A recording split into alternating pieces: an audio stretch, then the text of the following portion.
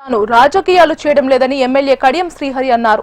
10 ఏళ్ల బీఆర్ఎస్ పాలనలో 36 మంది ఎమ్మెల్యేలను ఆ పార్టీలోకి చేర్చుకొని అప్పుడు అందరికీ మంత్రి పదవులు ఇచ్చారని తెలిపారు. అప్పుడు కేటీఆర్ కు విలువలు గుర్తుకు రాలేదా అని ప్రశ్నించారు. కేటీఆర్ నాయకత్వం మీద నమ్మకం లేక కవిత పార్టీ నుంచి బయటకు వచ్చిందని ఎమ్మెల్యే కడియం శ్రీహరి విమర్శించారు.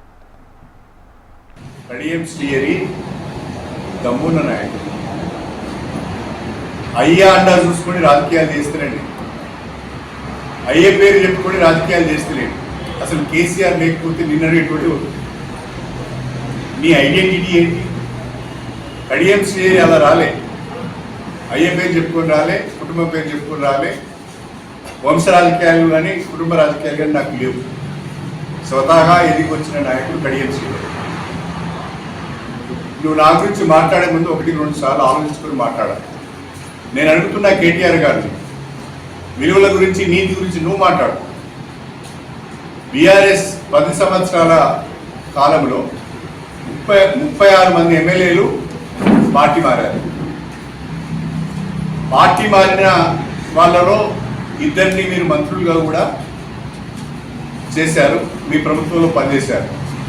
ఇతర పార్టీల నుంచి 36 మంది ఎమ్మెల్యేలను పార్టీలోకి తీసుకొని అందులో 2 మంత్రులను చేసిన నాడు ఈ విలువలు ఈ నీతి నీకు గుర్తుకు రాలేదా? ఆ రోజు ఏం చేస్తున్నావు నువ్వు? ఆ రోజు ఎందుకు స్పందించలేదు? మనం చేసేది తప్పు అని కేసీఆర్కి ఎందుకు చెప్పలేదు? అంటే ఆనాడు మీరు పార్టీ ఫిరాయించిన వాళ్ళను తీసుకొని 5 ఏళ్ళు వాళ్ళతో కలిసి పనిచేసి వాళ్ళకు మంచి పదవులు ఇచ్చి ఊరేగి ఇప్పుడు ఫిరాయింపులు నీతి విలువల గురించి మీరు మాట్లాడుతున్నారు. మీకు ఆ నైతిక హక్కు ఉన్నదా అని నేను అసలు కేటీఆర్ యొక్క నాయకత్వం పైన పలు సందేహాలు వస్తున్నాయి. కేటీఆర్ నాయకత్వము సరిపోదు అను, కేటీఆర్ నాయకత్వంలో పని చేయలేమనే కదా నీ చెల్లె దూరమైంది.